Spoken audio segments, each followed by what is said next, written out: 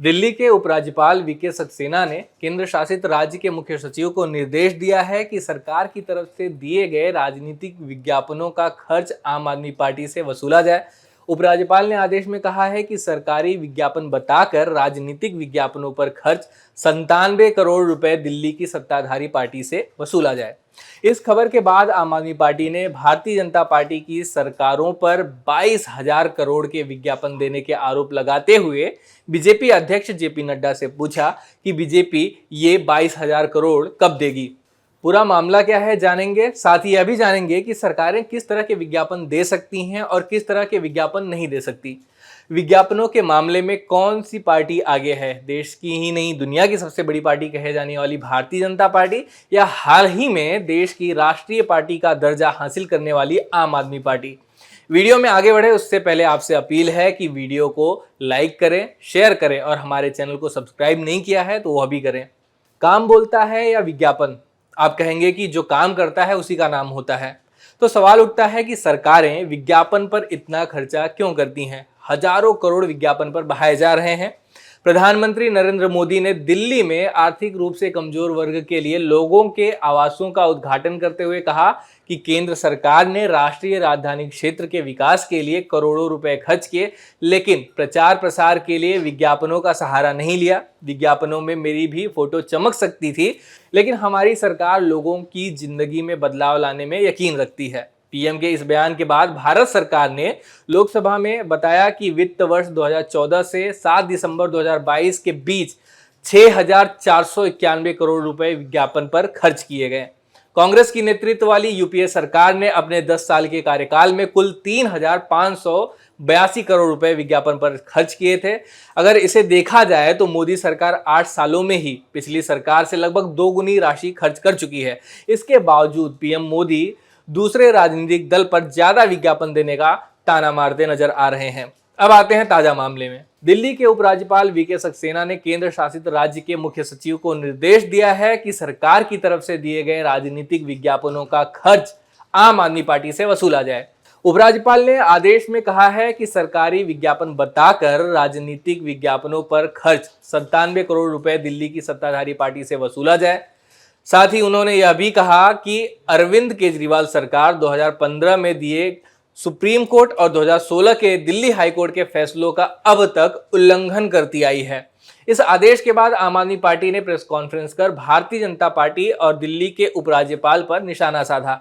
आम आदमी पार्टी के विधायक सौरभ भारद्वाज ने कहा कि बिना पावर के उपराज्यपाल गैर कानूनी ऑर्डर पास कर रहे हैं। भारद्वाज ने कहा कि दिल्ली सरकार के विज्ञापन बाहर कैसे छपे इसको लेकर सवाल किया जा रहा है। वहीं बीजेपी शासित राज्यों गुजरात, कर्नाटक, मध्य प्रदेश, हरियाणा, उत्तर प्रदेश, असम ने करीब 22,000 करोड़ के विज्ञापन बाहरी राज्यों में दिए हैं। बीजेपी से सवाल पूछते हुए उन्होंने कहा कि जेपी नड्डा जी बताएं कि बीजेपी ये 22 करोड़ रुपए कब देगी। इतना ही नहीं, सौरभ भारद्वाज ने आगे यह भी कहा कि उपराज्यपाल की ऑफिस बीजेपी के प्रवक्ताओं के जैसे तर्क होते हैं वैसे तर्क दे रही है। वे कहते हैं कि सरकार डेंगू बायोडाइजेस्टर कैंपेन पर करोड़ों खर्च कर रही है इनके विज्ञापनों पर, लेकिन इसको लेकर काम लाखों का है। वे आगे कहते हैं कि अरे ऐसे तो केंद्र सरकार की कोविड मास्क पहनने वाले विज्ञापन हजारों करोड़ की थी, पर मास्क 5 रुपए का था। ये क्या बेवकूफ़ी भरी बात हुई। दिल्ली के चीफ सेक्रेटरी को निर्देश में एलजी सक्सेना ने कहा है कि सुप्रीम कोर्ट की तरफ से content regulation in government advertising पर नियुक्त कमेटी के 16 दिसंबर 2016 के आदेश का पालन किया जाए। सीसीआरजीए ने आम आदमी पार्टी को 97 करोड़ 14 लाख रुपए ब्याज के साथ सरकारी खजाने में जमा करने का आदेश दिया था। कमेटी ने अपने आदेश में कहा था कि राजनीतिक विज्ञापनों को सरकारी विज्ञापन के तौर पर प्रकाशित किया गया, जिससे एक राजनीतिक दल को फायदा पहुंच रहा है। यह सुप्रीम कोर्ट और हाई कोर्ट की भी अवमानना है। सुप्रीम कोर्ट ने भी 13 मई 2015 को अपने आदेश में केंद्र और सभी राज्य सरकारों को ऐसे सरकारी विज्ञापनों से बचने को कहा था जिसका उद्देश्य सरकार के किसी चेहरे या राजनीतिक पार्टी का प्रचार करना हो। कोर्ट ने इसके लिए गाइडलाइंस भी जारी किए थे। इसी आदेश के पालन के लिए केंद्रीय सूचना एवं प्रसारण मंत्रालय की तरफ से अप्रैल 2016 में सीसीआरजीए का गठन किया गया था। सीसीआरजीए ने पाया कि केजरीवाल सरकार की तरफ से दिए गए कुछ विज्ञापन सुप्रीम कोर्ट की गाइडलाइंस के खिलाफ हैं।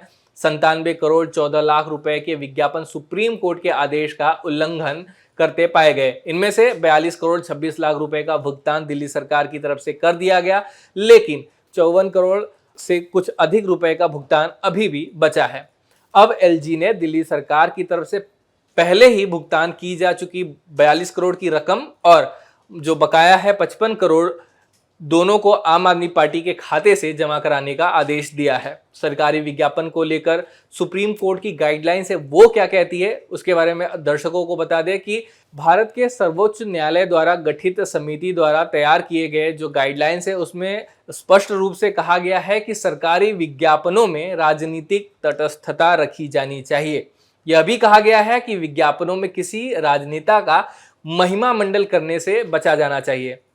सत्ता में पार्टी की सकारात्मक छवि पेश करने और विरोधी पार्टी की नकारात्मक छवि पेश करने से विज्ञापनों के लिए सरकारी धन का उपयोग करना भी उसमें प्रतिबंधित है। इसके अलावा राज्य और केंद्र सरकारों द्वारा उनके शासन के कुछ दिनों या वर्षों के पूरा होने के अवसर पर विज्ञापन जारी किए जाते हैं। हालांकि न्यायालय द्वारा जारी दिशा निर्देशों के अनुसार ऐसे विज्ञापनों का उद्देश्य प्रचार नहीं होना चाहिए, बल्कि सरकारी कार्यों के परिणामों के बारे में जनता को सूचित करने का प्रयास होना चाहिए।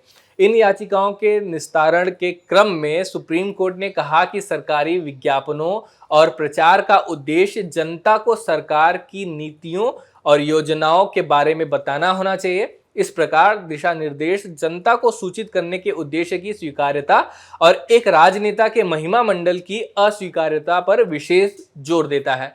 हालांकि इन गाइडलाइंस का किस हद तक पालन किया जाता है इसको लेकर बहस किया जा सकता है। बीबीसी हिंदी की रिपोर्ट है, उसके अनुसार बीजेपी शासित प्रदेशों में प्रधानमंत्री नरेंद्र मोदी को धन्यवाद देने के लिए करोड़ों के विज्ञापन लगाए गए। इन विज्ञापनों में जो खर्च हुआ है वो है 18 करोड़ 3,89,000 रुपए। गुजरात सरकार ने 2 करोड़ से ज्यादा इस विज्ञापन पर खर्च किए। वहीं उत्तराखंड सरकार की बात करें तो यहाँ भी 2 करोड़ 42 लाख से ज्यादा खर्च हुए। कर्नाटक की सरकार ने भी 2 करोड़ 19 लाख रुपए खर्च किए। हरियाणा सरकार की बात करें तो हरियाणा सरकार ने भी 1 करोड़ 37 लाख से अधिक राशि इन विज्ञापनों पर खर्च किए, जिनमें प्रधानमंत्री नरेंद्र मोदी को धन्यवाद किया गया। लेकिन जो जानकार हैं उनका मानना है कि इन विज्ञापनों का उद्देश्य किसी राजनीतिक हस्ती की छवि को बढ़ावा देना है, जो कि ऐसा नहीं होना चाहिए। साथ ही वे ये भी सवाल उठा रहे हैं कि क्या ये जनता के पैसे की बर्बादी नहीं है। वहीं बीबीसी की रिपोर्ट आगे यह भी कहती है कि गुजरात, मध्य प्रदेश, हरियाणा, उत्तराखंड, कर्नाटक सहित भाजपा शासित राज्यों की जो सरकारें हैं उन्होंने अलग अलग योजनाओं को लागू करने के लिए पीएम मोदी को धन्यवाद देने में कुल 18 करोड़ 3,89,000 रुपए खर्च किए। सरकारी विज्ञापनों के लिए सुप्रीम कोर्ट द्वारा जारी दिशा निर्देशों में स्पष्ट रूप से जो कहा गया, मैं एक बार फिर से दोहरा देता हूं कि किसी भी राजनीतिक शख्सियत का महिमा मंडल नहीं किया जाना चाहिए। कई लोगों को यह अजीब भी लगता है कि जब पीएम मोदी अपना काम कर रहे हैं तो उन्हें उनके काम करने को लेकर क्यों बधाई दी जा रही है। वैसे दिल्ली के उपराज्यपाल के आदेश पर आप क्या राय रखते हैं, कमेंट बॉक्स में जरूर लिखें। वीडियो यहीं समाप्त होता है। धन्यवाद। अब खबरें पाइए सबसे पहले हमारे मोबाइल न्यूज एप्लीकेशन पर। एंड्रॉइड या iOS प्लेटफॉर्म पर जाइए, HW न्यूज नेटवर्क को सर्च कीजिए, डाउनलोड कीजिए और अपनी सुविधानुसार भाषा का चयन कीजिए। खबरों की भीड़ में अपने काम की खबर पाते रहिए।